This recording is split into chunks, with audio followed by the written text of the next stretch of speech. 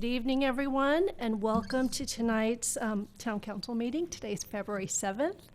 Welcome to those in the audience. I'm hoping there was no traffic, and that's why you're all here. We've been in meetings for a while.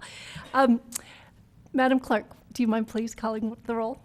Thank you and good evening. Councilmember Steve Leonardis. Here. Councilmember Marcia Jensen. Here. Councilmember Barbara Spector. Here. Vice Mayor Rob Rennie. Here. Mayor and Chair Mariko Sayak. Here. And so as we do with every public meeting, we invite a young citizen from our community to come forward and help us open by leading the Pledge of Allegiance. And today I'm excited to invite Ben Macarishian to come forward. Come on up.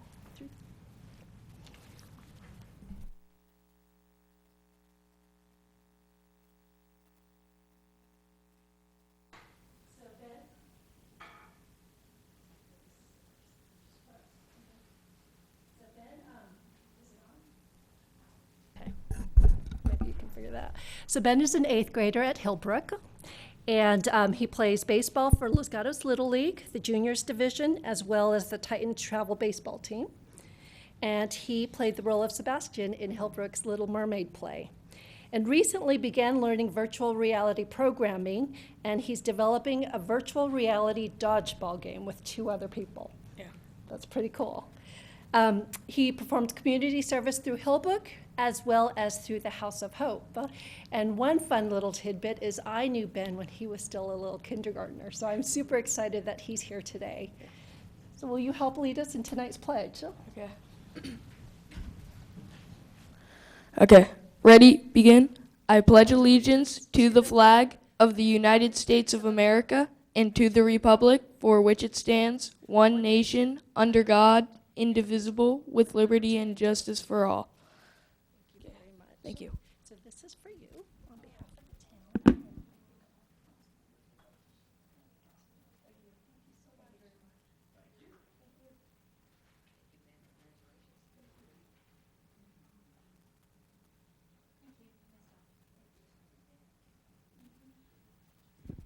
So if you could all help me thank him for leading our Pledge of Allegiance tonight.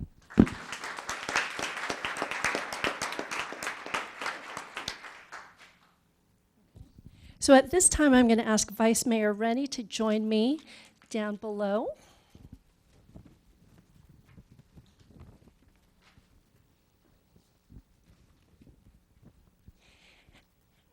And what we'd like to do tonight is to honor those residents that served on our commissions, boards, and committees. So, we have several of them, and several of them are here in attendance that I'd like to recognize. So I'll be calling you forward one at a time, and at the end, I'd love for all of us to give them a big round of applause for all the work they've been doing. So with our Bicycle and Pedestrian Advisory Commission, Thomas Cook.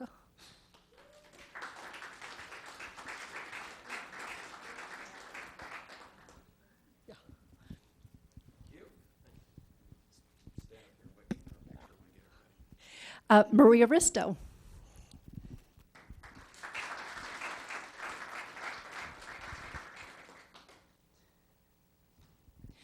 Our Citizens Ad Hoc Advisory Committee. This is the committee that helped put together the transportation occupancy tax that successfully passed in November. Lee Fago.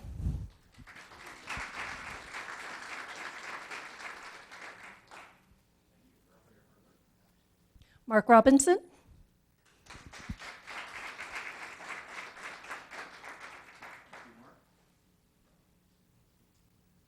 And Jack Veneta.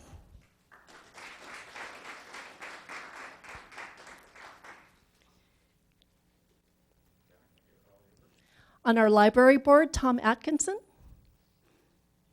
And he's not here today. And our planning commissioner, Charles Erickson, is not here as well. Okay. Well, so thank you very much for your many hours of service to the town. Thank you.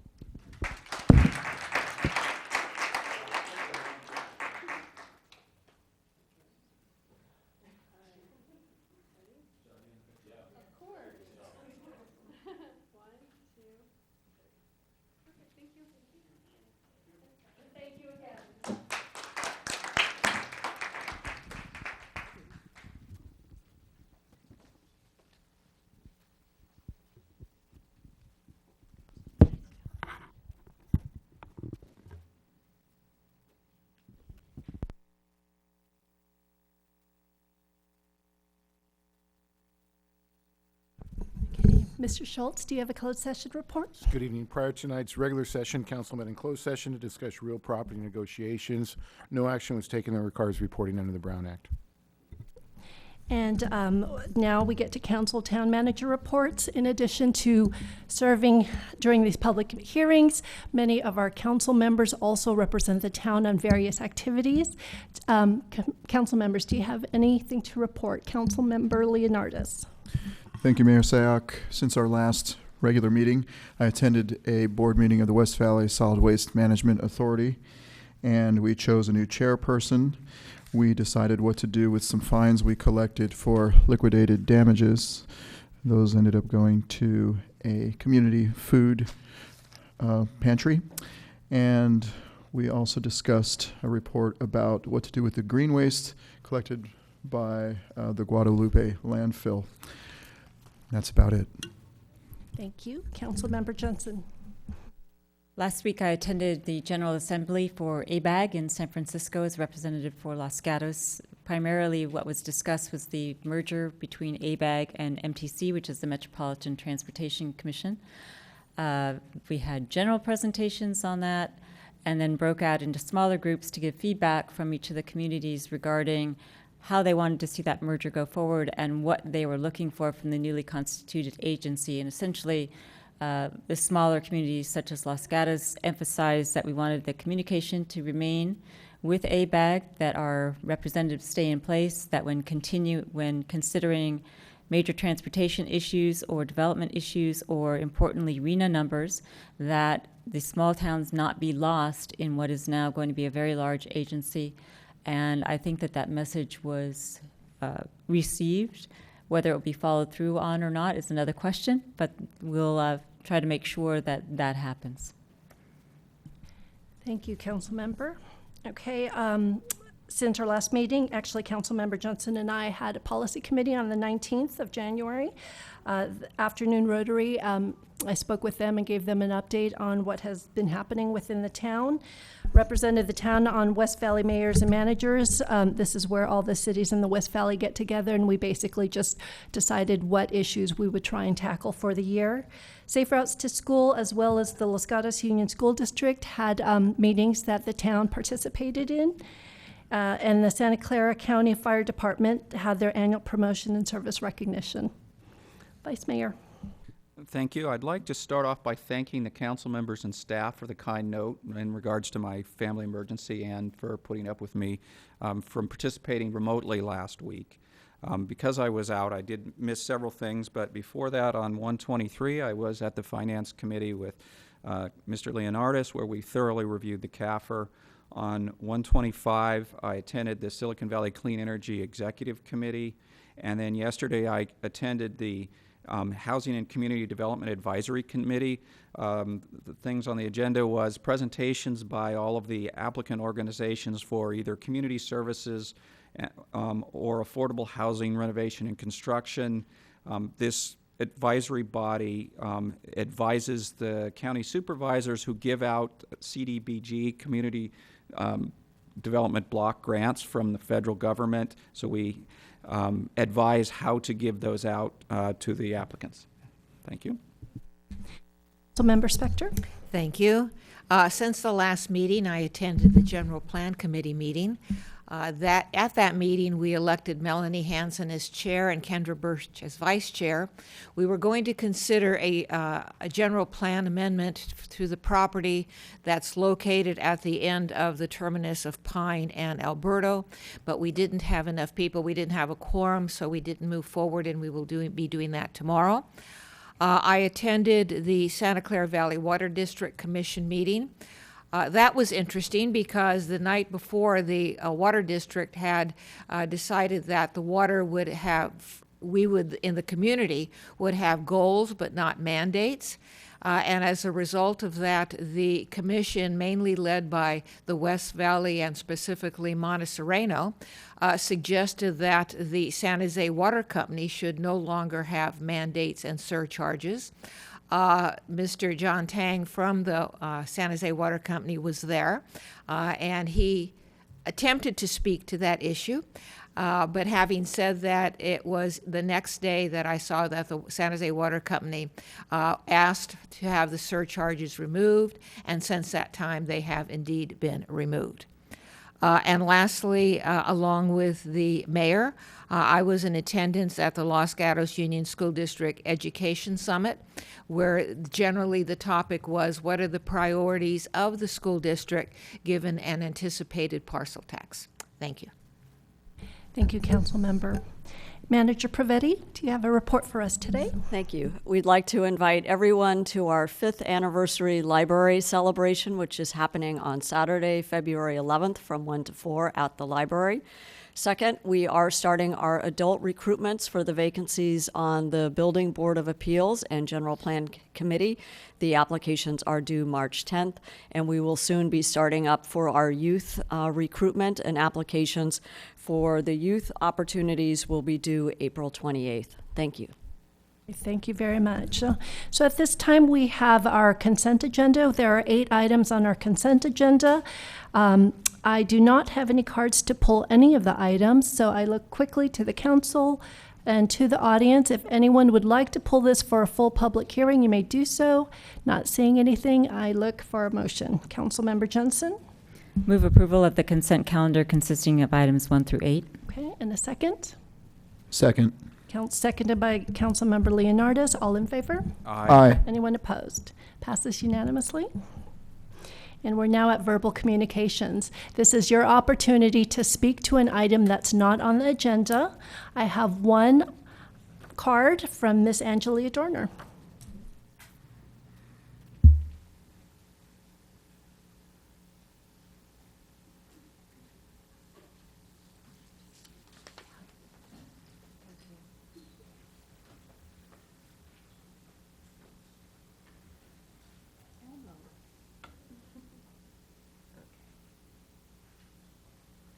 Hello, this is Angelia Dorner, proud resident of the Almond Grove. I just wanted to go through this schedule, which I had started on last week and ran out of time because I got a little bit off the charts there at the beginning.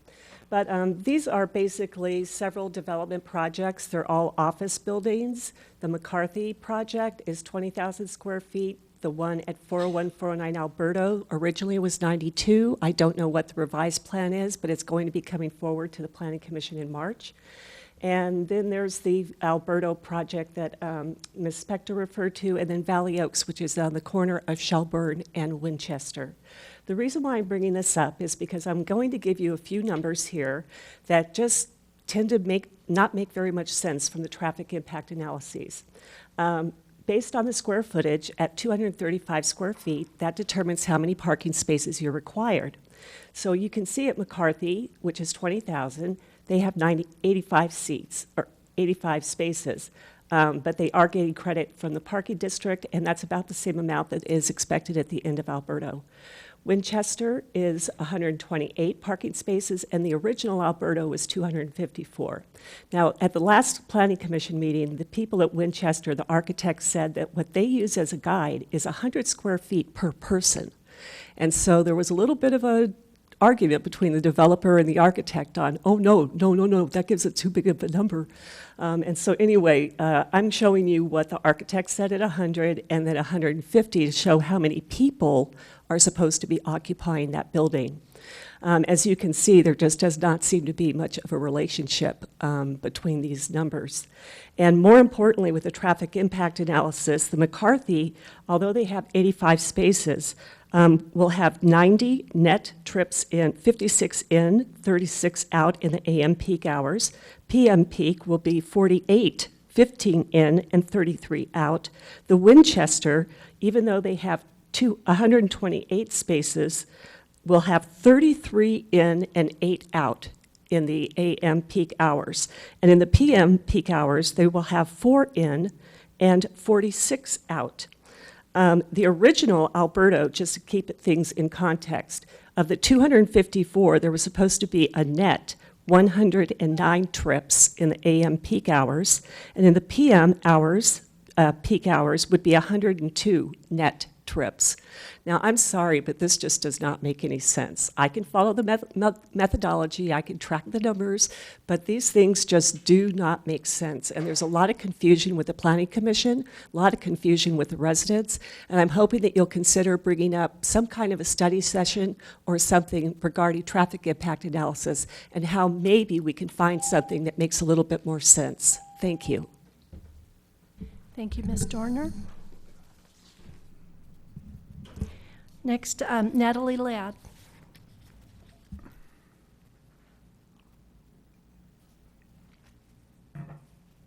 Good evening, Council, Mayor, and staff. I just wanted to remind everybody that the Transportation and Parking Commission meeting is happening this Thursday at 6 p.m. in the Council's chamber.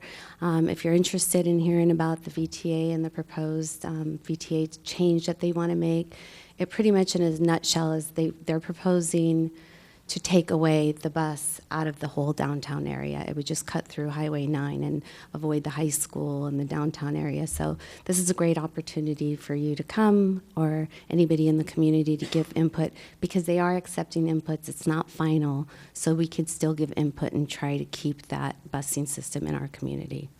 That's it. Thank you. And Ms. Ladd, could you remind everyone the day and time? It's this Thursday, February 9th at 6 p.m. here in the council chambers. Okay, thank you. Thank you. Mark Trout? 3 minutes. Okay, great. All right. I thought I'd come down here to talk to you about possibly putting InfoWars bumper stickers on the cop cars. And there's so much fake news now. We understand that ABC, NBC, CBS, and others are just lying to us. And Alex Jones is a very good talk show host. He's been around for a long time. He's an old guy. He's about 43 years old now, and you can go back 20-something years and listen to him. And he was very instrumental in regards to interviewing the police officers in 95 when the federal building blew up and Bill Clinton accused Rush Limbaugh on talk radio of blowing up the federal building. Rush should have went down there. It was Alex Jones that did, and he interviewed officers Terrence Yakey, who was going to join the FBI, Officer Don Browning, who was head of the K-9 unit, Officer Craig Roberts, who's also works for the media, and other policemen who testified that their lives were threatened by the FBI. Did you hear that? That's what these cops testified if they did not stop the investigation. All right? And it's very important. The reason why I think it's very important that we do this is because, you know, if we don't know what's actually going on, some have called CNN the Clinton News Network, you know, there's a reason for that. There's a reason for that. There's big money powers. And it's so important for us as citizens and to protect the lives of the cops themselves to get accurate, truthful information, you know, to the community. It really is. And I have, you know, Jesus said with God all things are possible. And I have this vision. I saw a cop car in San Francisco that had an InfoWars bumper sticker. And before I could go up to him and thank him, you know, he drove off. But I have this vision, you know, I want to put them on the police vehicles here and in San Jose and throughout California and the United States, on the emergency personnel, on the firemen. I was talking to the firemen today. And, you know, to get this out. I remember the firemen had for a while the bumper sticker that said, "We'll never forget," on 9/11. Remember that? And I remember when Hillary shot herself in both feet, but I don't know, the woman is insane, I guess, when she said, you know, Alex Jones actually believes that Oklahoma City and 9/11 were inside jobs. Well, yeah. Okay, and how can I pack into 30 seconds 3 hours? He is live from 9 to noon on KOMY 1340. I actually learned about the guy on Rush Limbaugh's broadcast, and I would listen to Rush every day, and he had a commercial and a video that he produced, and now it's 90%, you know, Alex Jones, 10% Rush, but he's 10 times better than whoever's in second place. Thank you, Mr. Trout. And this is being televised through KCAT, so your message is being shared. Okay. Any other verbal communications? Okay. We are now moving to other business. Agenda item number 9, which is an amendment to the agreement for employment of our town attorney. And Ms. Velasco? Good evening, Mayor and Town Council. A recommendation has been received to amend the employment agreement between the town and the town attorney. Senate Bill 1436 went into effect on January 1st of this year, and it requires an oral summary of a recommendation to modify the salary or benefits of any person employed under an employment agreement. The terms of the amendment include a 2.5% wage increase, consistent with increases recently approved for town management salaries, a lump sum performance bonus of $2,500, and the transfer of a $350 monthly car allowance to base salary. This concludes the oral summary, and I'm available to answer any questions. Thank you, Ms. Velasco. Any questions? Seeing no questions, any comments and/or a motion? Council. Oh, I'm so sorry. Thank you for that reminder. I am opening public comments. Are there any? I have no cards for this item. Okay, seeing none, I will close the testimony and look to Councilmember Jensen. I'll move approval of the amendment to the employment agreement for Mr. Schultz, attachment 1 to our staff report between Los Gatos and its town attorney, consistent with, I guess I can't say that, consistent with the previous council action. Okay. Second. Okay, any comments or questions? All in favor? Aye. Aye. Anyone opposed? It passes unanimously. Thank you, Ms. Velasco. Okay, item number 10, upgrade of the town's electricity accounts to Silicon Valley Clean Energy's Green Prime service. Mr. Morley. Good evening, Matt Morley, Director of Parks and Public Works. A quick oral report for you. In February of 2016, the council voted to join Silicon Valley Community Choice Energy, which was set up to provide an alternative source of electricity to residents and businesses, alternative to PG&E. Since then, the progress has continued, and Vice Mayor, Rennie, was appointed as the town's representative, and is probably at this point the subject matter expert for the town on this particular item. The goal for the alternative energy is to achieve greenhouse gas emissions reductions, and there are several programs that are brought forward to do that at the same cost or at a higher level cost with a higher level program.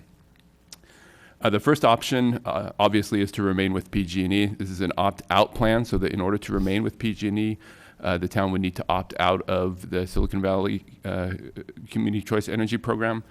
This is still an option for the town on our municipal accounts if we choose to go that direction, in which case there would be no fiscal impact, as our accounts would continue as they are today. A second option, which is the default option for SVCE, is the Green Start program. That program uses a combination of hydropower and renewable power to provide electricity. This is a difference from the electricity provided from PG&E, which also uses natural gas and coal power. And then the third option is a step above, which is a Green Prime option. That uses all renewable. It takes out the hydro power out of the equation. Both the Green Smart and the Green Prime, the two options from Silicon Valley Clean Choice Energy, achieve the same greenhouse gas reduction targets. The Green Smart, the default program, would result in a couple $1,000s a year in savings estimated on our utility bills. While the Green Prime program, the step above, would require the town to pay an additional approximately $18,000 a year in utility or electric bills. The staff recommendation for this program aligns with the foremost example of leadership in conservation, and that's what we've provided for you. 7 of the 12 other cities that are participating in the program have elected the Green Prime. So our staff recommendation is for the town to assign our municipal accounts the Green Prime, the upgraded model. And we're looking for council direction on either that option or one of the other options that I've spoken to. With that, that concludes my report. Are there any questions? Councilmember Jensen. Thank you. I just had a question.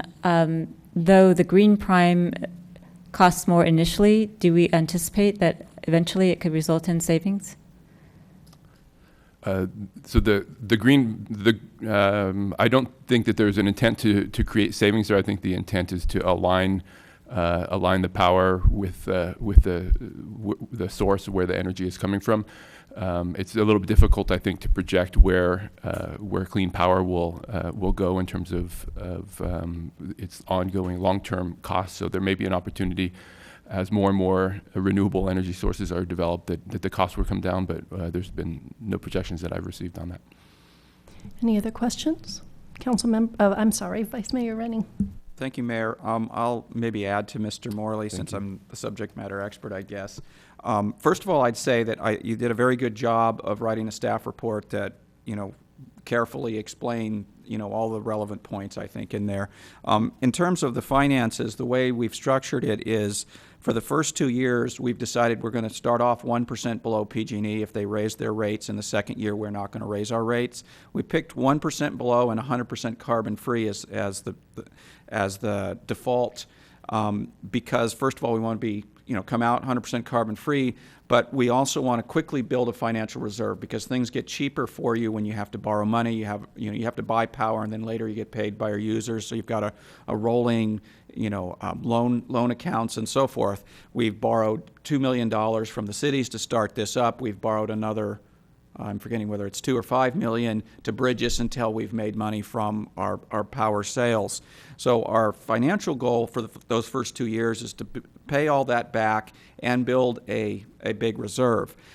If things stayed the same, and I will bring up a term called PCIA, which is the wild card in it that PG&E talks and the other IOUs, we call them investor-owned utilities, probably throwing away too many acronyms now, but that they lobby, when we take away their customers, they now have stranded assets that they bought at high prices. So they argue, well, you've got to pay us some because now we have this asset that we've bought, power asset that they've bought.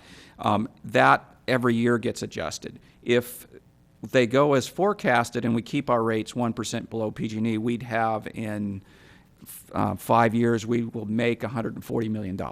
So if everything went as forecasted, we would definitely lower our rates to be much below PG&E, or I shouldn't say definitely, or we could have options to then spend our money on other programs to encourage solar on homes or to encourage energy retrofits or however we want to spend it. But most likely we would be lowering it. But again, there's lots of variables in it. So kind of trying to answer your question is, we hope we will be even cheaper with the Green Prime, but we can't completely foresee the future. Any questions? Okay. There's an opportunity for the public to comment on this if you desire. And I see Ms. Angelia Dorner, if you could come on up and just hand your card.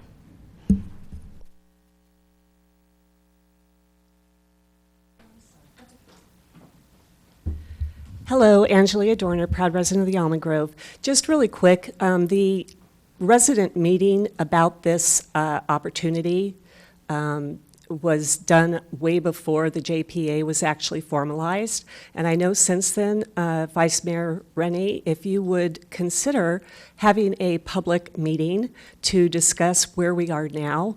I know that I saw a slide or two when you were getting ready to go do Campbell, I believe, and there was even examples of what your PG&E bill is going to look like, et cetera. None of that information has been shared with the public, and if this is going to be starting up soon or if it's already started, people need to know what their options are, opt-in, opt-out, et cetera. And if you could also maybe clarify the $145 million that you think, if forecasted correctly, the $145 million that you make is what we pay, right? That's my question to Mr. Rennie as our representative on the Energy Council. Thank you. Okay, thank you. And any other comments? Or seeing none, I'll close public testimony, and then Councilmember Johnson has a question. No, a comment or a motion. A motion. My motion is that we upgrade the town, and again, this is the town, electricity accounts to Silicon Valley Clean Energy's Green Private Service per the staff report and the information we've received tonight. Okay. I'll second the motion, and for the reasons stated in the staff report, I'm not looking at it as the financials, but more of the intrinsic value of being a leader in providing 100% renewable and 100% carbon-free. Any other comments? Vice Mayor? I'm sorry. You want to go first? I'll go first. No, you go first. So I did want to respond a little bit to Ms. Dorner's comment. So I have been giving presentations around town. I've given it at both the Rotaries, the Lions Club, and the Kiwanis Clubs. It's about a 20-minute presentation. I'm happy to do it for town organized or anybody else that wants to do it. So I'm plenty happy to share. I've been trying to find more places to share, so I leave that offer open to anybody that wants to contact me, including the town. And then in terms of the motion, I want people to understand the difference. So the Green Start is 100% carbon free. So if your concern is just fighting global warming, then the Green Start is good enough. As you heard, 7 of 12, I think, of the other cities have gone for the full Green Prime, and the real difference is hydro, which has an environmental aspect to it. If you buy too much hydro, you encourage people to build dams, which does an environmental damage. So by voting for Green Prime, we are going sort of beyond just the global warming, just so it's clear. Councilmember Spector, did you have a comment? Yes, Madam Mayor, thank you. The environmental issues have been something I've been working on for many years, if not decades, and so it is a significant issue to me. However, also of significance to me, as we learned from our last meeting, is the town's financial resources. And so for me, I'm not going to support the motion because we could have an environmental position in this issue with a potential savings of $2,600 per year, as opposed to an additional $18,500 per year.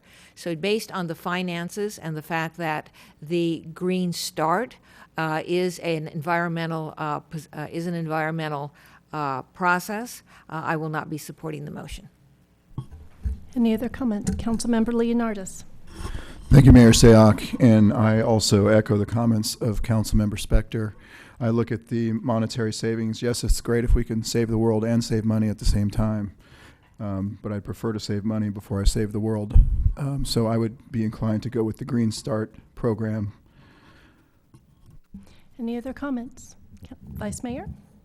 Thank you, Mayor. So I guess that leaves me as the swing vote, which I don't really want to be because I'm actually a little bit on the fence for this. I've been sort of surprised so many other cities have signing up for it. I'm actually the vice chair for this, so I feel like I should be promoting us moving to Green Prime. But if I look at the dollar amount, it's $20,000 delta, which is 4% of our electricity budget. So it's not a big number. So although I'm a little bit on the fence, I tend towards probably supporting this motion. Councilmember Leonardis? Thank you, Mayor Sayoc. In our last meeting, we discussed what to do with the financial extras that we have in our current fiscal year. And we discussed contributing money to the arts and some other things. And to me, $20,000 is kind of significant. We awarded them $25,000. We could be giving them $45,000. But there are a lot of other competing expenses in town. Although it seems like an insignificant amount of money, I always say you write the check. And if somebody has to actually write that check, they wouldn't. So for me, I would be inclined to go with the Green Start program and save more money. Any other comments? Seeing none, I'll call the question. All in favor? Aye. Opposed? No. Okay, so it passes 3-2 with Councilmember Spector and Leonardis opposing. And we now move to agenda item 11, which is our Measure B, Los Gatos priorities. So, and Mr. Morley, if you can walk us through that one. Thank you very much. For this one, I did do a PowerPoint.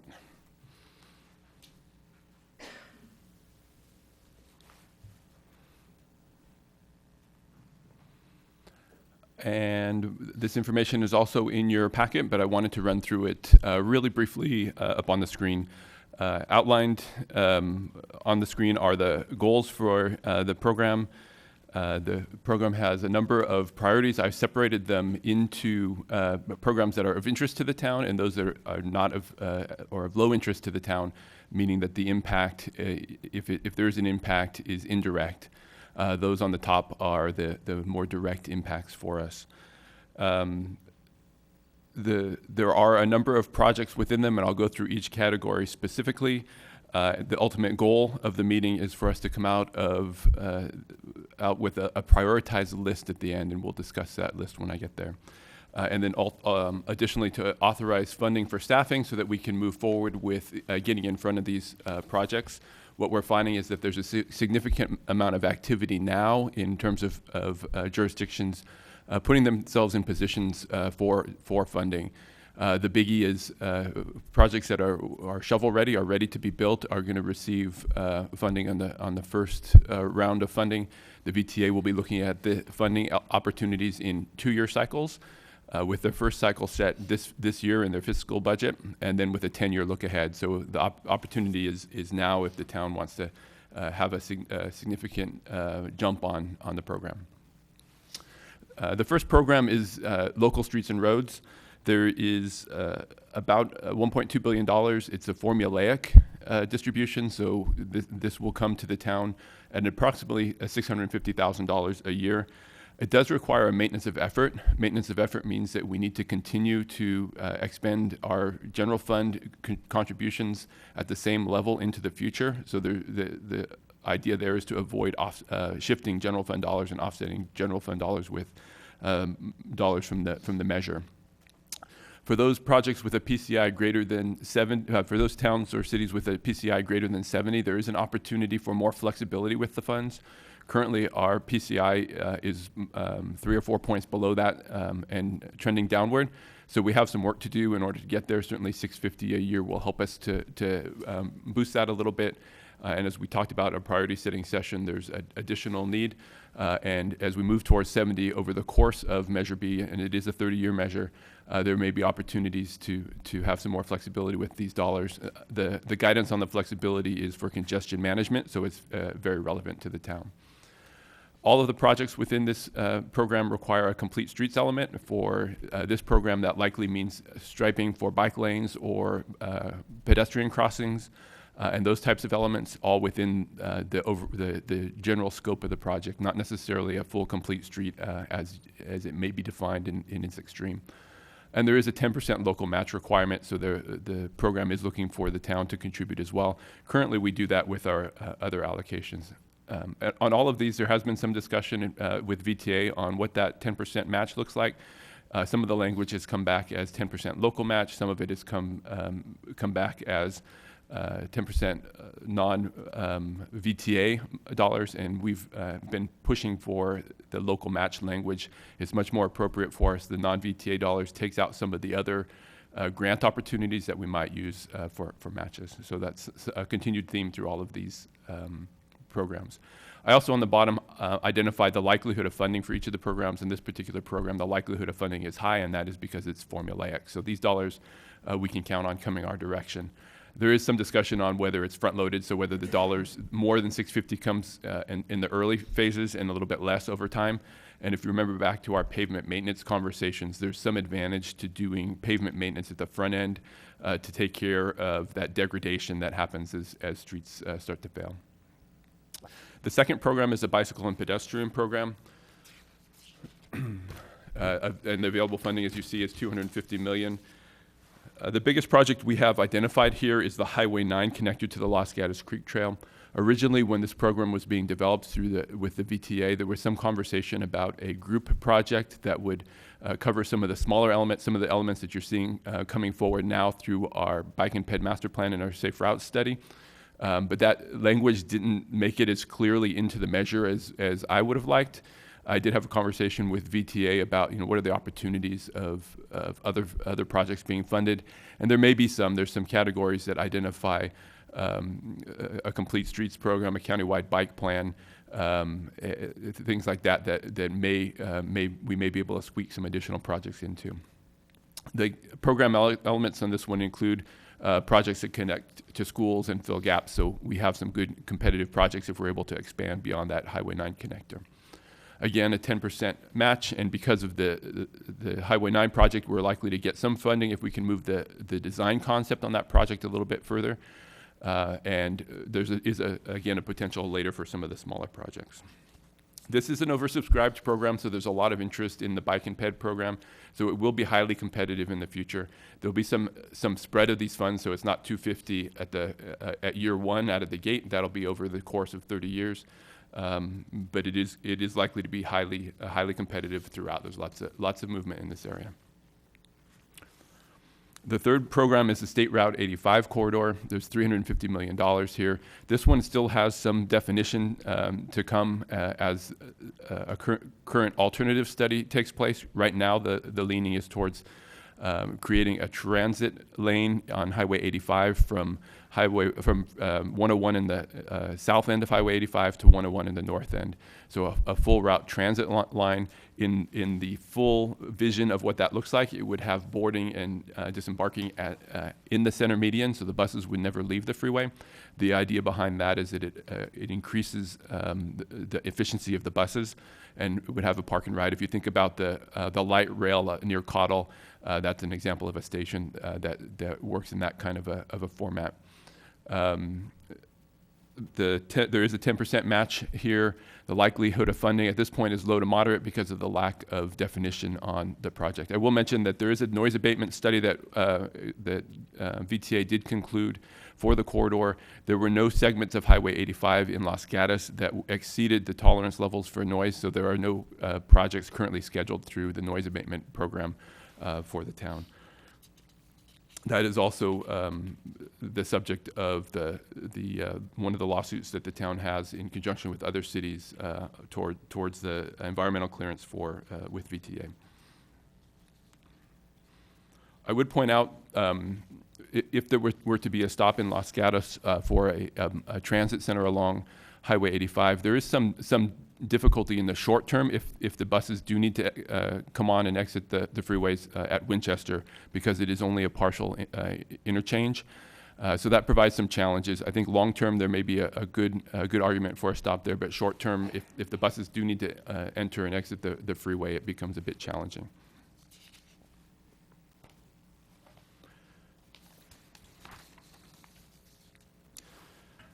The highway interchanges is the most interesting, and I provided in your report some language that was unique to Los Gatos.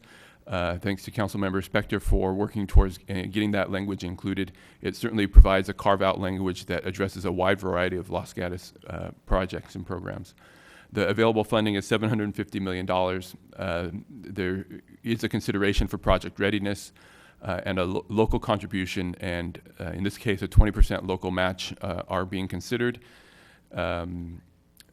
This again is an oversubscribed program, so it's going to be highly competitive as projects move forward.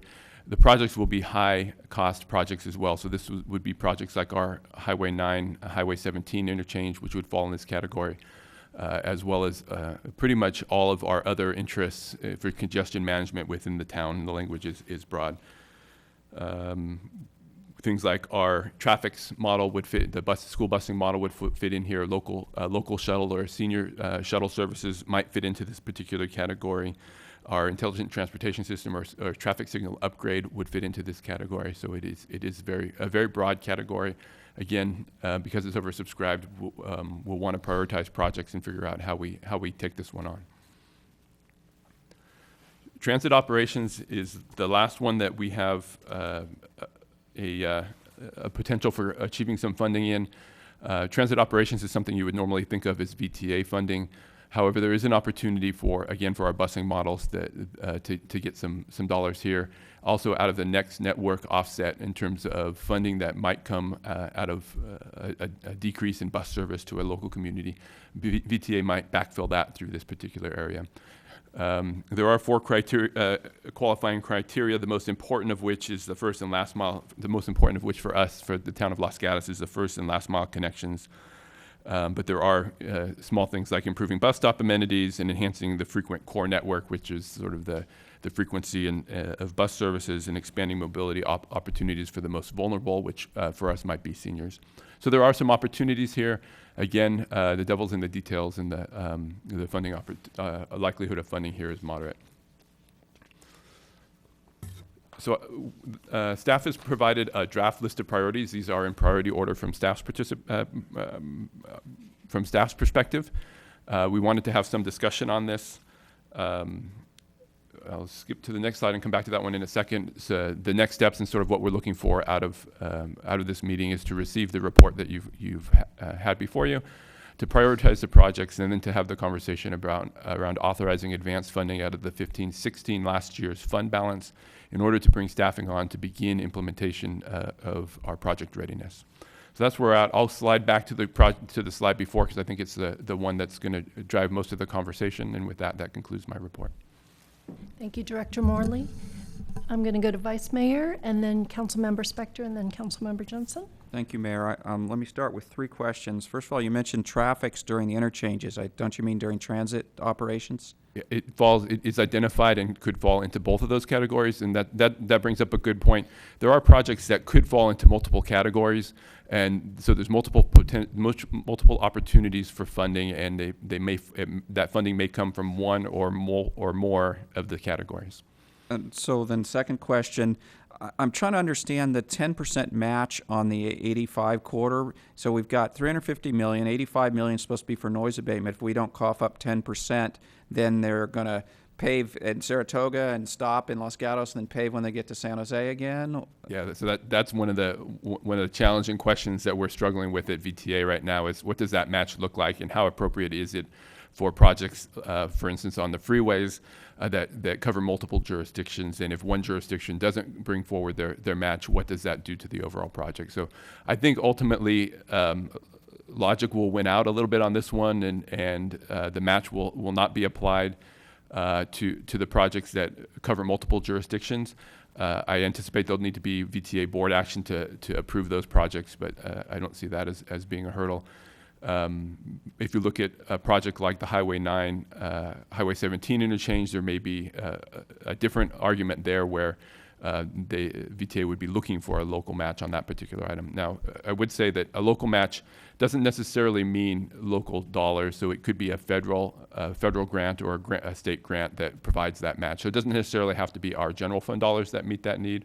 And of course, we also have our traffic impact fees that could meet some need for a limited amount of time. So you answered most of my third question, which was on the interchange, which I understand is supposed to be $15 million, so 20% becomes $3 million. So I was going to ask, where is that going to come from? So you've kind of answered that, I guess.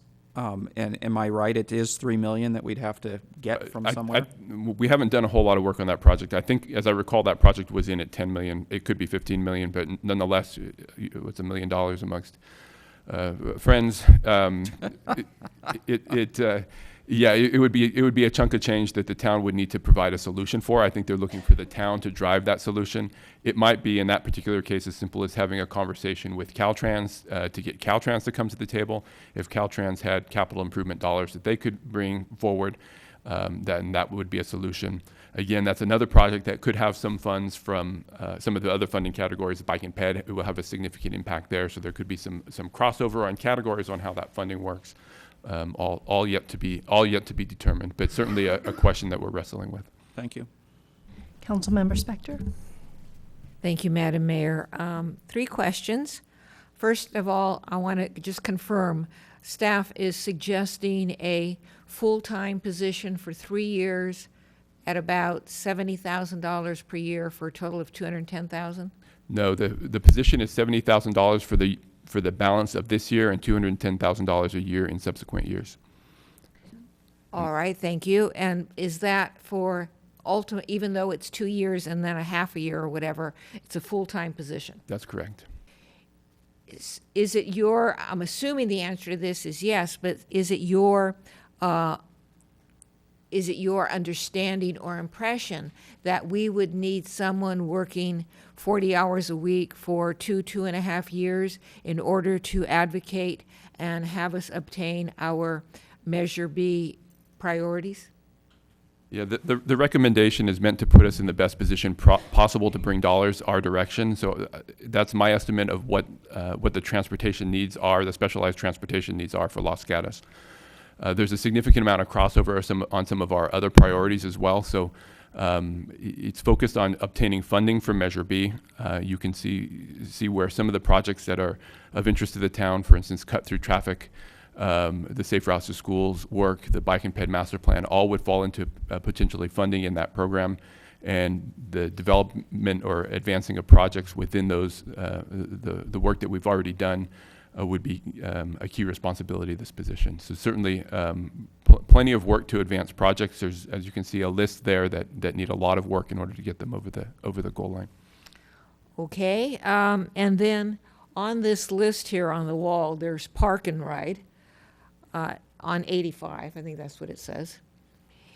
Isn't that the one near Netflix that, if I recall correctly, was a component of an earlier VTA measure that, rather than be part of Measure B, would be incumbent upon VTA to determine to move it forward under, I think it was A? So yeah, under Measure A, VTA allocated funding for environmental studies and for property acquisition, which is certainly a big first step. It doesn't allow for any of the construction costs associated with a park and ride or any infrastructure if that was to be developed further into a bus stop in the long term or a light rail station. So depending on what council sees as the value to that particular project, that's why we've included it there. So if VTA would be, if VTA under Measure A would determine whether or not it becomes a park and ride station, we would still need monies to fix it up. Correct. Okay. And if I could, I want to take an opportunity to talk about the status of that particular project. I did have a conversation with VTA about where they're at in terms of property acquisition. The Vasona line comes through Campbell, would, in its best scenario, have a stop in Campbell and an end point at Highway 85 in Los Gatos. VTA was attempting to purchase Summerwinds Nursery and was not successful in that effort, so that was one of their stops in Campbell. That's thrown a bit of a wrench into their project, and since that time they've made little or no additional efforts towards advancing the project.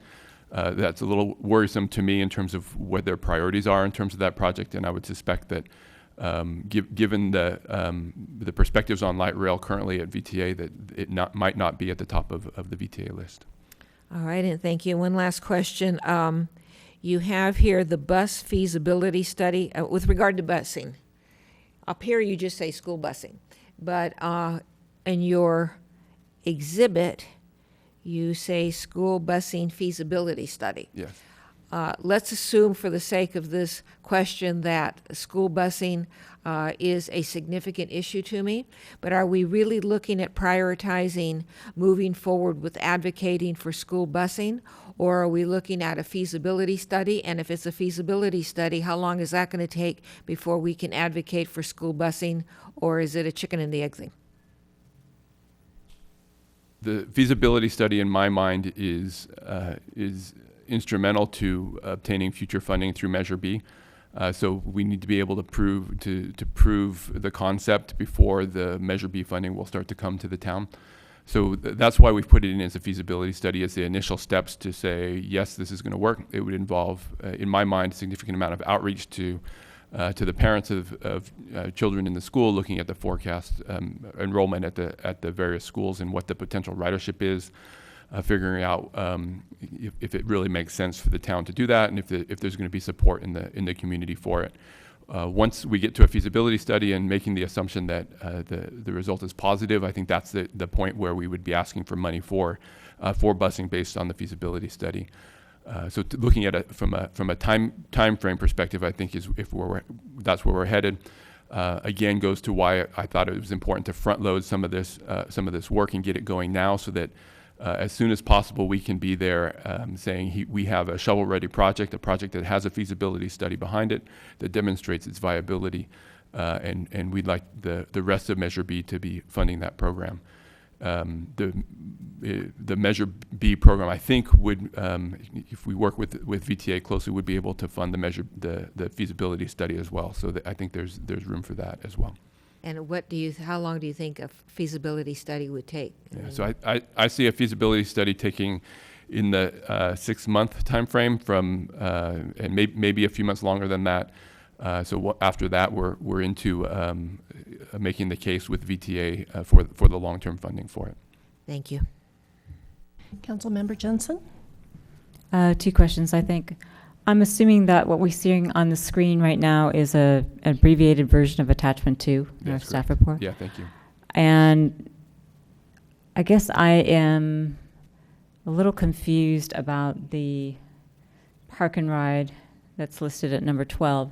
I know that there were discussions that I participated quite a bit in discussions of using the Vasona Light Rail property, which is owned by the Santa Clara Valley Water District, as a corporate bus station, if you will, and park and ride, which is different than what I think that you are explaining. So my question is, what happened to the notion that the Measure B could potentially result in a purchase of that property and Los Gatos' use of that land for a corporate bus yard? Park and ride, Uber, et cetera, et cetera. I think that's something that we'd like to continue to push for. Ultimately, from VTA's perspective, they were looking at that location as a station for their light rail. That isn't going to happen. That is a tough one to get completed, yes. I would agree with you there. There is no reason for us not to continue to pursue it in terms of priorities. That's where it landed on my list. And that's why we're here. We wanted to talk about what this list looks like and the potential for moving things up or down that list. Okay, so what you just said caused me to be confused again. Mm-hmm. Is the notion of using Vasona Station for a park and ride, for buses, et cetera, your number 12? Because what I was hearing you say was something that I understood to be totally different. It is my number 12. It is your number 12. Okay. Any other questions?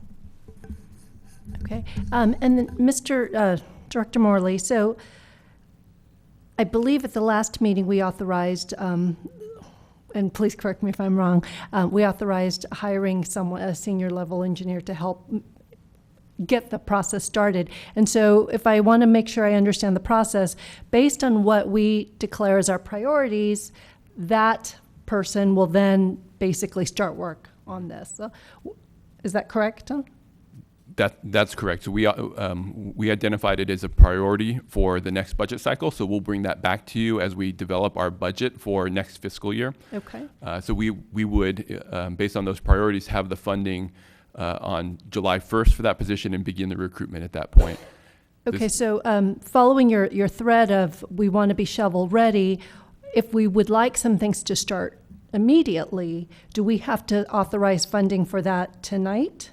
So that's the option that we've given you, yes, is to Okay. is to advance that to now with an additional funding of approximately $70,000 to begin the recruitment and bring that position on earlier so that we Okay. can get more shovel ready and in front of the projects. Okay, so using the feasibility study as an example, obviously you will need someone on staff to manage it, but that, I assume, would be hiring a consultant to do that for us. So That would be a consultant job, yes. that we can begin immediately if it's deemed a priority. Correct. Okay. Councilmember Spector? Thank you. In looking at your list, you reminded me of something. That's the Highway 17 Express bus. When you and I had our meetings last summer that included the Caltrans man, he gave us numbers of the number of people who use the buses that currently exist. And my recollection are those numbers aren't very high, and that the buses are not full. So if you could please fill in the gaps in my memory. I think your memory is very good. I don't recall the numbers specifically, but I do recall that same conversation where there were challenges to the service in terms of the ridership. Which is one of the reasons why it's number 11 on my list. It's still potentially something where, as congestion on Highway 17 continues to to increase. There may be some demand there.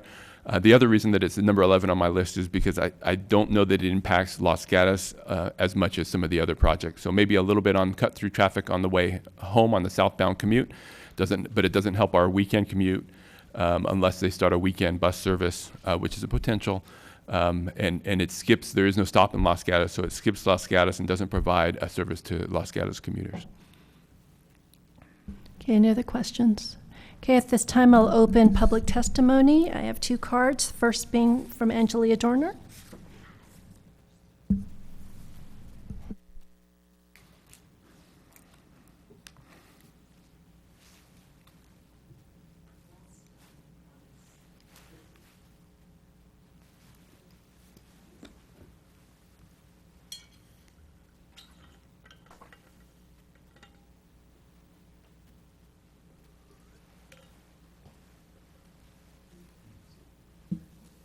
Oh, okay, I was hoping they'd have that. Okay, that's fine.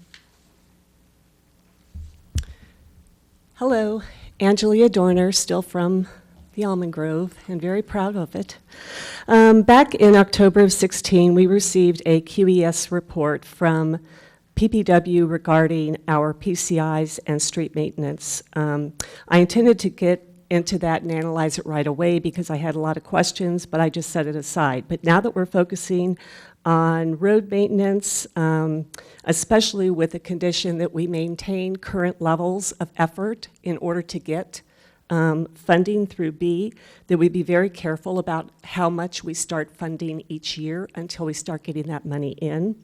If you recall, in 2015, we budgeted $900,000, which was rejected. The bid was rejected. That $900,000 was added to 1.3 in 16 for a total of 2.2. And there is $653 million of that still left in the fund balance, which was not referred to last Monday. The section 6 in the QES report refers to the current level of funding not making it. However, if you really look at the details in that, the only streets that get any kind of work are in the high 80s to 90s. I'd like to highlight an excerpt from the February 1st, 16 staff report. StreetSaver provides a high-level view of street conditions based on PCI. We use that as a starting point and review those streets in the field to confirm their condition. Staff identifies solutions that can keep the street out of reconstruction, and the use and success of rubber cape seal is a way to extend the life of the streets. And it also demonstrates the value in having staff visit and professionally evaluate each street. Oops. Excerpts from the QES report say that maintenance and rehab data was updated, as well as a decision tree for treatments and costs so that they match current prices. And in addition to the cyclical PCI inspections, unit costs should be updated annually to make sure that we're not understating anything. But the real key out of the QES report that caused me some alarm is on the last page. It says, this report was generated by the software and has not been reviewed for constructability efficiencies. So basically, this is just something that was spit out from StreetSaver. And to remind you that it uses categories, it uses categories of PCIs from very low to, I need to show you this real. Okay. So the top schedule is out of QES, which shows that our current network PCI is 67. I actually took out the weighted average of the PCI streets, which was a weighted average of 25. Just by getting rid of those streets, it increases it to 68. If you actually add it back in at 100 PCI for each of those streets, we actually get up to a weighted average of 71. And so I've tied out those numbers, and I have some more information for you if Any questions? I can show it. Okay, thank you for the handout. Maria Risto? Oh, I'm sorry, Ms. Dorney, you have a question. Councilmember Leonardis. Thank you, Mayor Sayoc. So, Ms. Dorner, you said something about 71 on our PCI. Is that where we would be, or are we below that, or in your opinion, what is it? Okay, first off, the QES report is showing all of the PCI numbers per street based on August of 15. So it has not been updated for the work that we've done on the PCC streets. The numbers that are in there for PCC are totally wrong. So either take them totally out, which gives us a little bit of a bump because they're so low of a PCI, or put them in at 100 because we have the funding already ready for that. That actually ratchets up the network PCI. In addition, the 2.2 that we allocated, of which 600 is left over, that money was used on streets with very low PCIs as well, and those have not been updated. So the QES report is not reflecting about 1.5 or 1.6 million that was just invested last year. And so if those get done, it could even be higher. So what I would suggest is that Street Saver be updated to consider the PCIs of the PCCs at 100, so we can confirm what that does for this, and then update all of the streets that were done in 2016 and see where we are then, without changing anything else. Now, Street Saver will automatically ratchet the other streets down a little bit because time has gone on, but we spent the money on very low-rated PCIs, and I have a feeling it's going to give us a big jack. Thank you. Any other questions? Vice Mayor? Thank you, Mayor. Ms. Dorner, so I'm having trouble connecting your presentation to this agenda item. Can you help me? How do I use this making decisions on this agenda item? Well, first off, road maintenance is one of the first things that we're going to be getting from Measure B. The $650,000 is what is estimated for the first year. That $650,000 must be used on road maintenance, and if we have a PCI above 70, then we can use that in addition to road maintenance. We can use that money on other street and capital improvements having to do with our network, so our street network. So that's why I brought it up. In addition, at last Tuesday's meeting with the priority setting, there was a lot of numbers thrown around. No one mentioned the $650,000 that's still sitting already funded. That was not used last year. They wanted to get an additional $2.8 million, which was based on the QES report, okay, for trying to get the PCI up. However, the detail for that shows that they're only adjusting streets that are in the upper 80s and 90s. It doesn't even show the low PCIs that we already did, or that would give us the biggest bang for the buck. It just came directly off the software. So there were a lot of numbers thrown out. I think there was another 600 or 800,000 that someone wanted for road maintenance as well to try to get our PCI up. So I thought it was important to go back and reflect on the validity or invalidity of the QES report and get it updated for at least those two primary factors. And I'd be happy to share all my computations with anyone should they care to go through it all. Okay, thank you. Any other questions? Thank you, Ms. Dorner. Our next speaker is Maria Risto.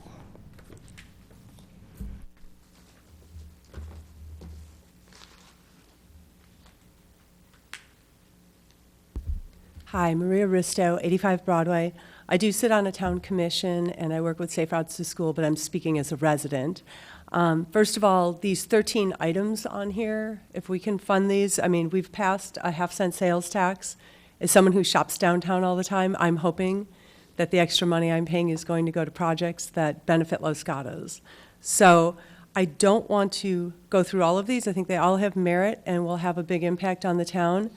But the one item, the school busing, can have, if we can do this study, it can have such an immediate impact on congestion that affects our town 5 days a week, twice a day, 9 months a year. And the way I frame this whole thing about the busing is this isn't a way to get kids to school. Our kids get to school. We don't have a problem with that. It's a way to get cars off the road. And right off the bat with the school traffic around school study, if you looked at it, it has kind of heat maps or locations of where students live. If you just put buses on Route 17, if you took Highway 17, you could take a couple hundred kids off the road. If you looked at Kennedy and Shannon, I believe there's 94 students just at Guadalupe Mines there's possibly 150 along Kennedy and Shannon. So as we do this first study, we can look at just a couple of routes where we'd have a huge impact and then build the program from there. In terms of success, Danville's been wildly successful. I believe they've reduced their traffic by 33% over 8 years. And so we have a model that we know works, and we can learn from it and borrow from it. We also, if anybody remembers, 10 years ago, Dave's Avenue School was under construction, and they had Dave's Away. And for a year and a half, students were bused to a school in San Jose. I've spoken with the 3 women who worked on setting up those routes, dealing with the families, and figuring out how to make it work. And they're willing to share their knowledge and help out on this if we need it. But let's just say that as proof of concept, we know that Los Gatos parents will put their kids on a school bus, some of them will, on a school bus, and we can get cars off the road. And I think this is just a really, really important project, and I hope we can do what we need to do up front to get it going. Thank you. Thank you. Any questions? Thank you, Ms. Risto. Natalie Ladd? Oh, I'm sorry, this was for number 12. Huh? Hold that thought. Okay, no other cards, so I'm closing public testimony. I look to council for further questions of staff and or comments. Vice Mayor? Thank you. Could we put the priority list back up, please? So I definitely agree with the first 3. I'm really struggling with number 4 being at number 4. I have walked my dog down there to the sneak dirt path that gets to the trail on Route 9, and I have to run across entrances or exits to the highway 4 times to do it. I'm struggling with, without rebuilding that intersection, why we really want to encourage at least number 4 on our list of 13, encourage people to go on and off the trail at Route 9. Can you give a little more why this is important to staff? So there's a couple of reasons why it's sort of floated to the top. The town has invested fairly heavily, the town and neighboring jurisdictions, fairly heavily in bike and ped improvements along Highway 9. They're not perfect, but there has been an investment there, and so this would continue that investment. I've also heard from some parents, and most recently at our Safe Routes our caring adults, caring organizations, Safe Routes to School presentation that Superintendent Abadi hosted about kids not feeling comfortable using that entrance to the trail. But for instance, if somebody was going to the middle school from Almond Grove, if they had access to the trail at that location, would be more apt to use the trail for bike and ped access. So that's the feedback that we're getting, and that's why that item's floated to the top there. Okay, thank you. I'm just having trouble imagining letting my kid ride down Route 9 to get on the trail. Yeah. Councilmember Jensen? Well, since the Vice Mayor was making comments on the list, I guess I will do that as well. I agree that the school busing is a huge priority, and bicycle and pedestrian improvements. I have consistently not wanted to spend money on a roundabout at Wood Road, and I remain consistent in that. And because I believe that improving the flow on the streets is better than closing the streets, I would move up the traffic signal system and the interchange. And I have then, I'm also curious about number 7, travel or information for local, which is digital signage. And I recall asking you last week, why can't we use the sign on Highway 17? And Mr. Morley, your answer was, well, we hesitate to put the information on there because we're afraid that people will find out that it's better. And so we don't want to put that information up. So why is number 7 now a priority? So the freeway signage is Caltrans signage, and we're a little bit more limited on what we can do there. The street signage that we're talking about in terms of number 7 would be on local streets. And if you think about the signage that we do, for instance, when we close Wood Road, we do advanced warning signage to say that the road's closed ahead. To get to 17, you want to turn left on Highway 9, and so it would be those types of signage aspects, elements that we would use the signs for. We also use them for other occasions, such as the Christmas parade, when we're providing advance notice there, and that kind of a thing. Okay, so these are the two-wheel trucks, I'm going to call them, with the digital sign on the back? So this would create permanent signage as opposed to using the portable ones, something a little bit more more elegant, I guess, if you can get that to elegant with a digital sign. But it's not going to give me that information until I get into Los Gatos. So if I'm on 17, it's backed up, and I look at my traffic app, and it tells me to go to 17 or go through town, I'm not going to get the information about the travel time in town until I get to town. That's correct. You'll get it Okay. in locations in town. Okay, thank you. Any other comments? Councilmember Spector. Thank you. I'm going to follow the Vice Mayor and Ms. Jensen, who started talking about things on the list that they liked or had questions about. I'm going to start with school busing, Danville model, whatever. It's always been a priority ever since we started working over the summer. The roundabout at Wood Road. The other one, it's not quite clear to me what staff means, but a local shuttle. And that, to me, if we had a local shuttle, whether it's a flex type process model or something else, that could also address a senior transportation or senior shuttle. So I've sort of put those two together. I still think it would be very helpful to have the park and ride on Winchester, although after listening to Mr. Morley answer my questions and then answer Ms. Jensen's questions, I'm not sure which one is which, but a park and ride on Winchester. Bicycle and pedestrians, yes, ongoing priority, and then an upgrade to the traffic system. So of those, as I'm, with the information I have right now, those would be my priorities. Thank you. Any other comments? Vice Mayor? Thank you, Mayor. So I'll just sort of re-summarize where I was, because I didn't really talk about them all. So I'm really not in favor with number 4 being where it is. I would keep number 1. I agree the school busing should be way at the top. Whether 2 is above 3, I'm not sure, but 2 and 3 next. And then I think 5 and 6 also, and then maybe drop 4 below 6. After that, I think we're getting far enough down the list that the local shuttle could be important. I'm just wondering how we're going to do it so that people ride it, because we have had buses around town that still didn't get much use. Maybe if we make it a fun trolley or something, or try to target lunch crowds bringing people into downtown, I don't know what, but just a shuttle that's kind of on a VTA kind of schedule, I'm skeptical that that's going to be a good use of money, so I'd like to hopefully be more creative with it. I think I'll just stop there. Okay, any other comments? Okay, I'll go ahead and weigh in. I'm comfortable with the list, with the priority list, with the caveat that I understand that as conditions change, this will be fluid. And I say that just because having conversations, I know many of us have had conversations with our counterparts in other cities, there's always opportunities for funding from other sources. For example, we can ask Caltrans, we can ask we can weigh in on the state budget, although that's unrealistic.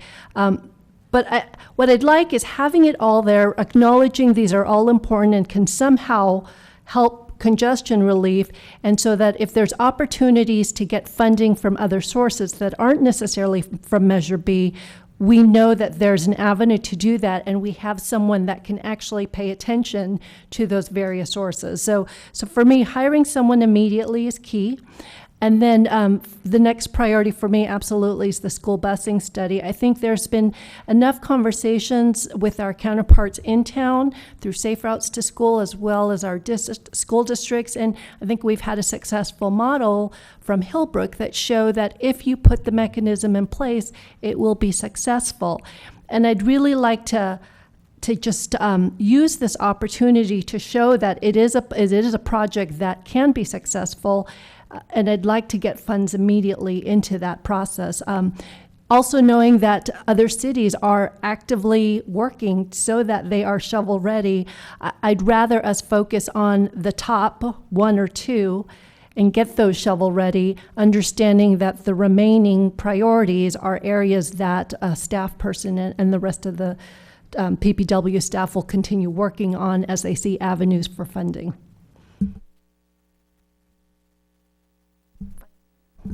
Thank you, Mayor. I had forgot about the position, so I guess I'm in agreement also. It does sound a little bit expensive. I assume it's fully loaded.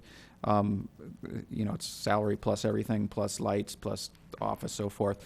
Does sound a little bit expensive, but I think you know, we could leverage millions of dollars with this position, and get us going. Otherwise, we may lose out to the bigger cities that have plenty of staff to get their project shovel ready. I've seen the bike and ped lists that VTA is funding, and we don't have much on those. They're all going to the bigger cities that are getting their projects there. So I think it's a dream if we don't, you know, add this position. So I'm supporting of that also. Okay. Any other comments? Councilmember Leonardis? Thank you, Mayor Sayoc. Just for staff, say we move forward and hire the position, it doesn't guarantee that we will get anything at all. Is that correct? That's correct. Other than the formulaic 650. All right. Well, so if we are going to receive 650 and you subtract 210, you're receiving 440. Is that correct? Yeah, I would have a tough time justifying all of that position cost of that one. I think it's fairly safe to say that there'll be other projects that come to the town. What they are specifically, I think, depends on the amount of work and how we get in front of them. And that's sort of the reasoning behind putting it out there. It is an aggressive solution to fund this position, but I think it puts us in the best position for ongoing funding for the next 30 years of the measure. Would you view this position as somebody who would chase grants for the town? I think this position does a lot of things. It really digs in on some of our congestion solutions, definitely chases grants related to these programs to meet that match requirement, and then some. It fully engages with the Measure B efforts and moves those forward. I think it provides a different dimension. I did, when I was sort of sourcing the position and trying to decide what would be the appropriate position, did look at comparative jurisdictions. Mountain View and Palo Alto both have positions that pay slightly more than this. They're a little bit different in their compensation packages, but slightly more than this from the base pay perspective. That have a transportation manager, a person that does exactly this kind of work. So I felt like this was the right position in order for us to be competitive in the employment marketplace and get somebody who can really move the needle and bring some dollars to town. One more. As of this point in time, there's no particular individual who has been identified. We're going to send out a rec, if so it be approved this evening, and try to just find somebody out there. Is that correct? So the process would be, we don't have a position within the town that is defined as transportation. What I'm looking at is a transportation and mobility manager. So we would create that class specification. I have a draft one now that I'll work with HR on, and we'd bring that back to council for approval, probably as a consent item very shortly. And then move forward with the recruitment right after that. So that would be the goal. There is no candidate that's been identified. It would be an open recruitment that would be publicized as is typical for our recruitments. Thank you. Vice Mayor and then Councilmember Spector. Just quickly, I wanted to add, and my brain's a little fuzzy because it's probably been a year since I read the traffics model, but we keep referring to number one, the school busing, which is really the Danville traffics model. I wanted to add that Danville, when they got the funding for their traffics, also added, I think it was either 1.5 or 2 engineers that are effectively doing what you're doing. So you're, by adding this position, doing pretty much the Danville model. And maybe you can remember better than I can, but I know part of their job was to implement the busing, but also go out and continually analyze how to improve congestion in town, and that's kind of what this position is for. I think that's it exactly. It's there's a significant amount of work with establishing a program and running a program, and getting it off the ground, and even no matter what that looks like in the future. And Danville's is a JPA model. No matter what that looks like in the future, there'll always be a connection for the town to that model. So whether we have a representative staffing the JPA as Danville does, and multiple other cities within the Contra Costa County model, or some other model that develops out of the feasibility study, there's going to be a need for the town to be connected to make sure that the town's interests are met. Councilwoman Spector? Thank you, Madam Mayor. It was of concern to me when I saw the suggestion of a staff person, $70,000 per year plus benefits for 2.5, 3 years. However, I'm supportive of the position based in part on staff's recommendation and the basis for that recommendation. And also, I am concerned that without such a position, we would prejudice our potential of obtaining funding under Measure B. And that's a risk I'm not willing to take. Councilwoman Jensen? This process question for staff. We have 3 items that are recommendations on our staff report. And I'm wondering whether, number 3, prioritize town's potential Measure B projects, if you are wanting a motion that puts them in order, or if the discussion that we've had tonight is sufficient. The discussion that we had, I think, is sufficient given that there weren't any super drastic changes. I'll point out that, and I think one of the council members made the point that these aren't, if there's opportunities to move one forward that's lower on the list because there's a funding opportunity or something that comes forward, we would certainly make that a new priority and move it along.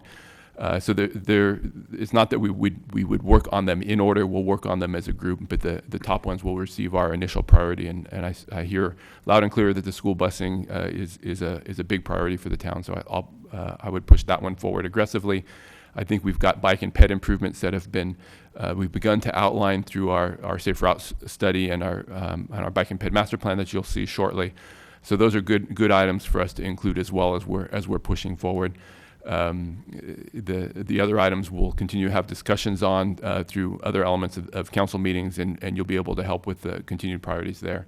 So I think the information you've provided tonight is significant. I will throw out there is an opportunity potentially to throw other high-profile projects on the list. So if there's other interests that you have either now or in the future, we want to make sure and capture those. We know that it's a long-term program, so there's opportunities to adjust the list as we go.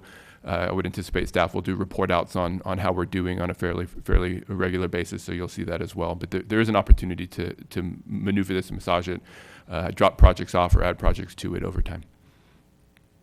And if I could add one thing to that, several questions that I've heard from several residents who have voted for Measure B is they voted it with the understanding there would be a benefit to Los Gatos, and there's constantly asking, well, what's going on? And I would hope that whoever we hire, that would be a mechanism to provide that information, because a lot of people want to make sure that their sales tax dollars that they voted for are actually coming back into the town. Thank you. That's a good point. I think we've done a lot in getting our public outreach out there. We have our Almond Grove website as an example of that. We would continue those efforts with everything that we work on. Okay, and then I saw Councilmember Jensen and Councilmember Leonardis. I was going to propose a motion, but I suspect Councilmember Leonardis either has a question or a comment, so I'll hold my motion until he does that. Councilmember Leonardis. Thank you, Mayor Sayoc. There has been some interest that I've heard from the community about Masol and Highway 9 intersection, and I would like to add that to the list. So we can certainly add it as a separate list. It is included in our bicycle and pedestrian master plan as an item, and also referenced, I think, in our Safe Routes to School plan. So it'll be covered in multiple locations, but I'll capture that here. It's something that we're looking at and working on actively. Thank you. Councilwoman Jensen. So if I may, I'd like to propose a motion, which would be that we receive the report of Measure B activities. Thank you very much. We have. Authorize $70,000 from fiscal year 2015-16 to fund a position for senior civil engineer, and I heard Mr. Morley call it a transportation and something, mobility. Thank you. which I thought was better because it seems more inclusive and could morph into something that was not Measure B related. But that's not part of the motion. And that we prioritize the town's potential Measure B projects as per the discussion that you've had from council tonight with respect to their various issues and priorities. Thank you. We have a motion. I'll second. We have a second from Vice Mayor. Any other comments? Councilmember Leonardis. I will be supporting the motion with great expectations. I hope this individual can get $4 million a year out of the Measure B funds for us. Okay. Any other comments? All in favor? Aye. Opposed? Okay, it passes unanimously. Thank you. And I would hope that all of us will be supporting this person to get our $4 million. Okay, item number 12, direction, next steps for the Parking and Infrastructure Ad Hoc Committee. We don't have a formal presentation. Really, this is an opportunity for the council to provide additional direction for the ad hoc committee based on the priorities that were discussed this evening, as well as last week at priority setting. And there are some options for your consideration with respect to the role for this committee. Staff is available for any questions. Okay. Council members, any questions? If not, I have one card from Natalie Ladd.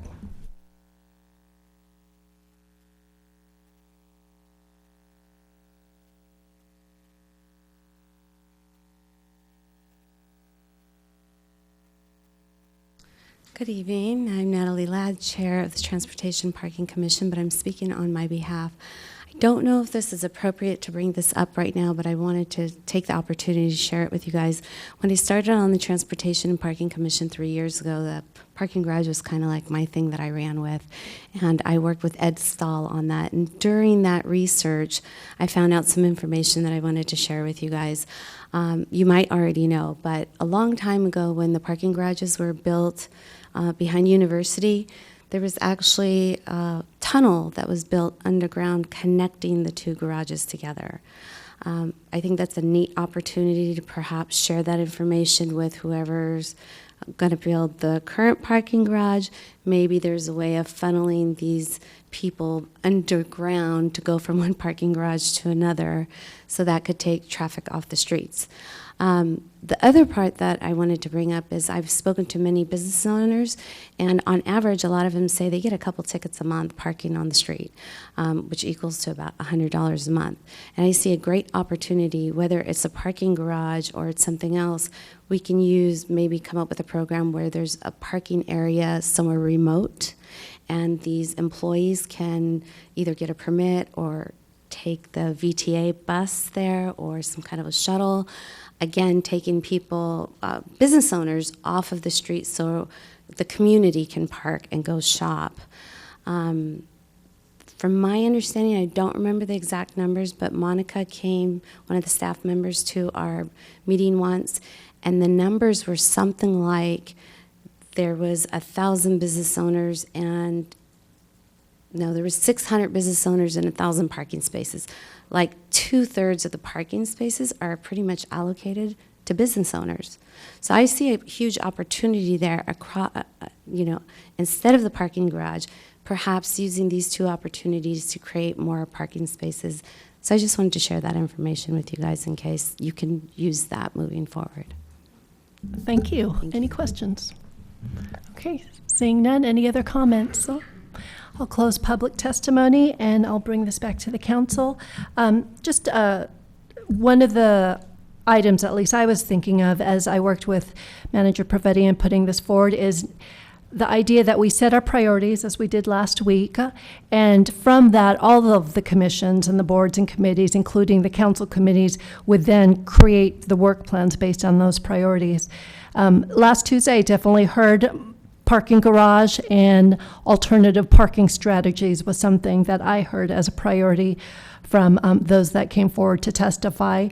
I'd like to hear from other council members what other priorities they think should be focused on for this ad hoc committee. And I'd also love to hear from staff what immediate steps are necessary to what's happening with the parking garage itself and that concept. Huh? On the parking garage specifically, we have hired a consultant to provide oversight on the deal terms with our potential developer, and are working through the developers working through the draft of deal terms at this point. So we'll be shooting those back and forth at the staff level, trying to come to something that works, and that'll take a little bit of time, and we'll bring that ultimately back to the council for review to see that we're on the right track and moving forward. Any questions on that? Okay, Councilmember Jensen and then Councilmember Leonardis. Okay, this is not a question, and I suspect my comments will be somewhat unpopular, but I'm going to do it anyway. Thank you very much, Parking and Infrastructure Ad Hoc Committee, which was created when I was mayor to look into the parking garage, and they've done a very, very excellent job at doing that. We've got someone we're negotiating with on board. We've got a consultant. We are moving. Ad hoc committees are formed for a specific purpose. Their purpose has been accomplished. One of the things that we were talking about last week was how are we going to divide staff time for our new expanded finance committee, our age-friendly communities, our other priorities that we want to get done that we have to allocate staff time. We have a standing transportation and parking commission. We have a bicycle and pedestrian commission. We have a standing council policy committee, all of which are tasked with doing parking and infrastructure.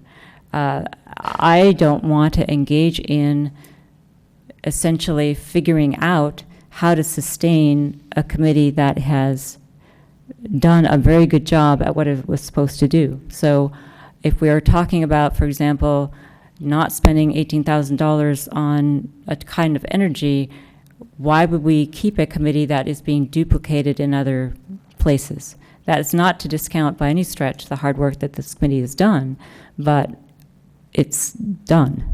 So my opinion is one of the alternatives is that we disband it and allow our commissions that are tasked with this to go ahead and do it. Thank you. Councilmember Leonardis, and then I'll go to Vice Mayor.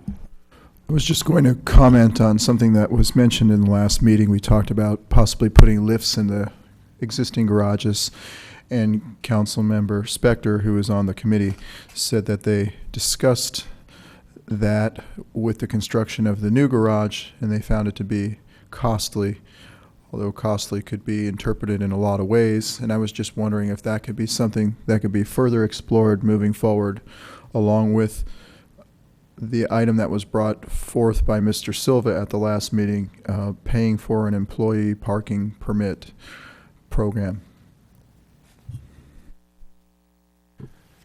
The topic of the lifts will continue to be part of the conversation on the garage. They're a good concept for making good use of valuable space and real estate, and may help in keeping control of some of the elements of the project, such as height, that with the number of spaces may be a bit of a challenge for us. But that will develop over time based on the cost analysis and the pro forma in the project and what makes sense there.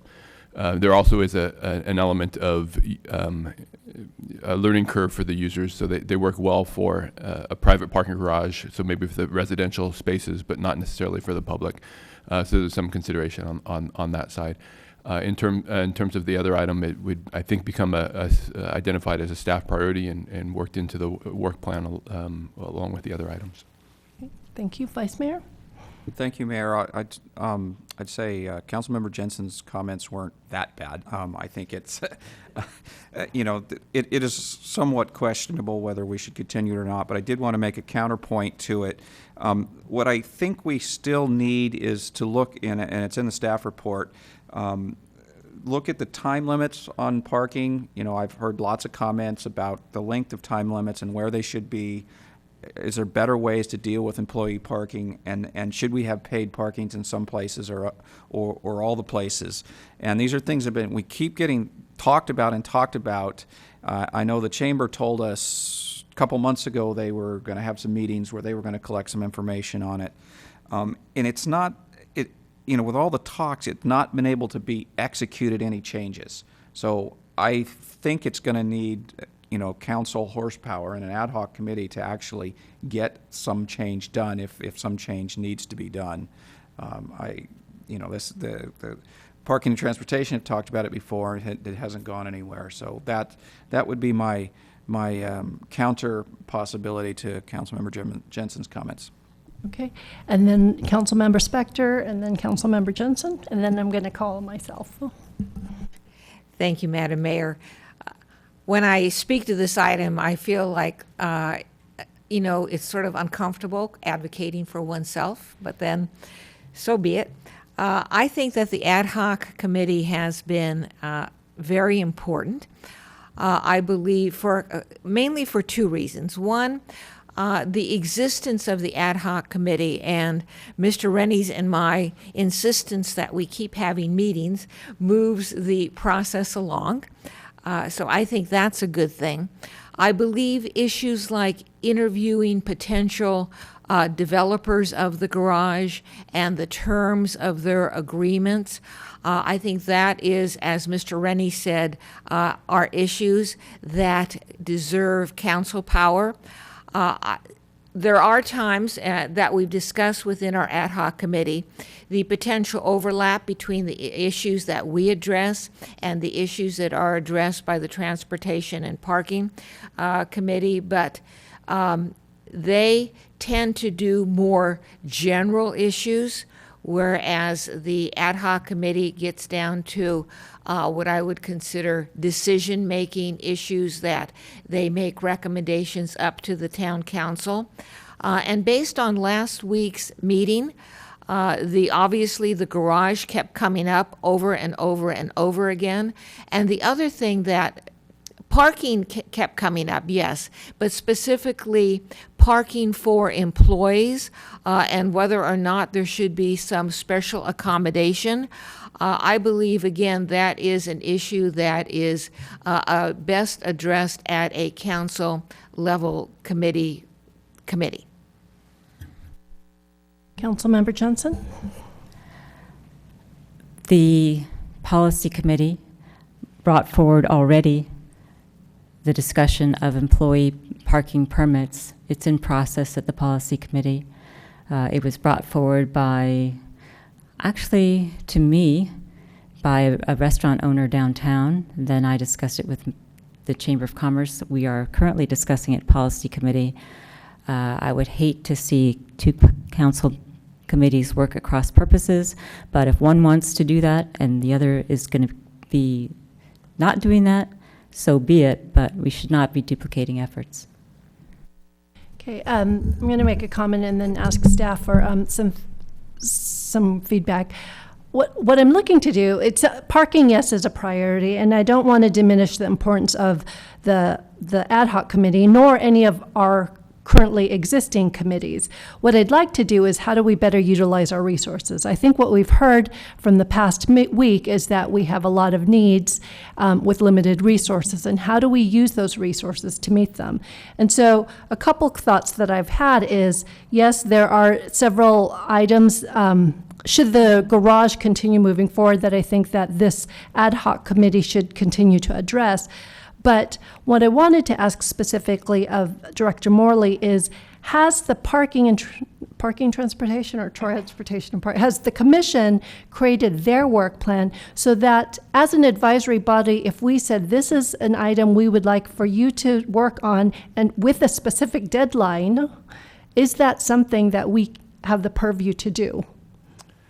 The commission is currently working on their work plan, so they wanted to hear the priorities from the 31st. They provided input into that on what they thought were highlights for the commission. And they are actively, with our next meeting, we will outline our priorities and hopefully adopt them for the next 12 months. So that's something that's on the go now. In terms of council input, they would, I think, speaking for all of them, love the input and the direction of the council in terms of where the council would like them working. The making that connection, I think, and having that input is very valuable for the commission. The difference between the work that a committee, I think, and a commission does has to do with the involvement of staff. So the commissions are set up for the commissioners to provide a good deal of the legwork and the work behind it, and in the ad hoc committees, it's largely a staff effort to move it forward. So a little bit of a difference there. Ultimately, with the commissions, as we advance a thought and as the commissioners do the good work that they do to help us move those along, the staff will be involved in helping to craft that into something that works from a government perspective. Okay, and so following on that, what I'd like to do is better utilize our commissions. And I've heard from various commissioners that not only just transportation and parking, but on the others, parks, you name it, that as an advisory group, they would like to actually provide more advisory policy recommendations. And this is an opportunity, in my mind, for them to continue working on a strategic priority that we've identified. And so, understanding the various resources at play, I would be of the mindset that let's let transportation and parking take this with a very finite objective and deadline and provide that back to the full council so that decisions can actually be made. Vice Mayor? I guess our protocol isn't to ask questions, but I'll say I'm not sure when you said this, are you referring to the items in the staff report that I mentioned about timing and employees and paid parking possibly? Yes. So I would continue or add some comments to it. So I'm also would like to see commissions pick it up. So, and I had said those are items that I would have wanted to work on the ad hoc committee. I'm willing to turn it over to the commission to try to work on. If we're not getting anywhere in 9 months or a year, I might say let's bring it back to a council ad hoc committee to get it moving forward, but I'm certainly willing to let a commission try their hand at it. Any other comments? Councilmember Leonardis? So is it possible just to have the ad hoc committee be silent but still exist, not be necessarily active, try to allocate the work to the Transportation and Parking Committee, not necessarily disband it, but keep it available for the future if needed? That is an option, and what we would recommend to the council is that if at the time that it seems appropriate to re-engage the committee, that the council be very clear about its new scope and duration, and that we memorialize that in a resolution so that it's clear what then when we do reconstitute it or re-engage it, it's very clear what their work plan is. Councilmember Leonardis?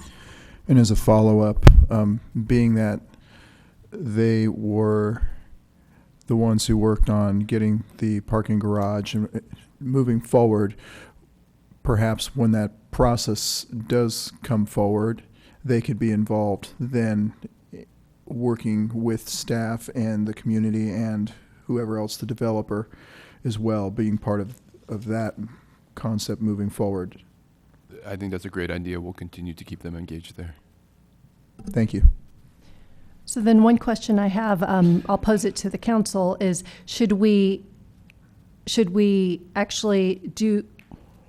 refine it so that it's very clear that this committee is in existence for the garage, so that instead of reconstituting a new one with a resolution, that we have our committee, our ad hoc committee, that when there is action necessary, they would be called on? That would be staff's preference, and working with the town attorney, we can bring back a resolution for your consideration on February 21st. That would essentially memorialize the scope to continue to support our work on the proposed parking garage and look at how we can use and leverage the ad hoc committee on community engagement as that process moves forward. And one last question. I know over the course of past maybe 3 months, once in a while we'll get letters trickling in about this virtual garage. Right now, who is the depositor? Who do those go to? They should come to me, and I'll keep them in, and they'll go on my list of folks to engage with as we get to that very preliminary stage of conceptual design. So Okay. we're committed to the public outreach. We think it's essential. Okay, thank you. Mayor, if I Yes. may just plug the good work that Parks and Public Works has done to create a dedicated webpage on the proposed parking garage. So there's a landing place for all members of the public to find the information on the proposal. And as the development proceeds, we'll also have links back to the CDD website, community development. So if and when an application is on file, we'll have still a common place for everyone to go so they can continue to track and participate. Okay, any other questions of staff or comments? So is there, do you need a specific motion from us, given the conversation? I think if you'd like to make an assignment to the Transportation and Parking Commission, it'd be nice to have some structure or some consensus and some structure around what that might look like, what the outcome might be from the council's perspective at the point in which they'd like to see it. The council would like to see it back here. And if you, I heard 3 items from Councilmember Rennie, sort of the timing, the time limits on parking, employee parking, and paid parking. Are those the 3 that resonate with the council as a whole? And we would work to make sure there's not a duplication of effort with the policy committee, since that is something that's already in the work plan. So we may have to finesse the employee-employer parking a little bit with TNP. Okay. Okay, well, any comments on that? Okay, well then, and do you need a motion on that? I see our chair and our vice chair. Yeah, I think the suggestion is we bring it back on the 21st as a recommendation that you can provide a motion on, so that we'll have some wording for you. Okay. Sounds good. Any other comments? Okay, very good. So now, actually, that's the end of our meeting. So we are now adjourned. Thank you very much.